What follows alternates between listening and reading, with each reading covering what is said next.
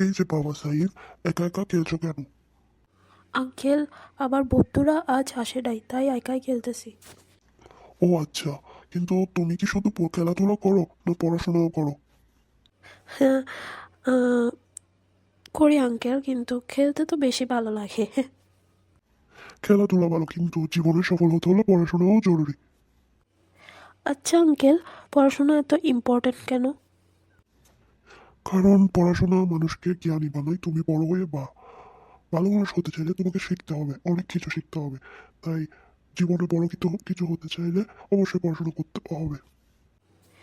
তাহলে কি আমি বেশি খেললে খারাপ হবে? না, খারাপ না, কিন্তু সবকিছুর একটা ব্যালেন্স থাকতে হয়। সময় মতো পড়া, সময় মতো খেলা, বুঝছো? বুঝেছি আঙ্কেল, আমি এখন থেকে নিয়ম করে পড়াশোনা করব। খুব ভালো। আর সব সময় বড়দের সম্মান করবে, আর মিথ্যা কথা বলবে না। জি আঙ্কেল, আমি মনে রাখবো। ভালো ছেলে। যাও এখন খেলো, তারপর বাসায় গিয়ে পড়াশোনা করো।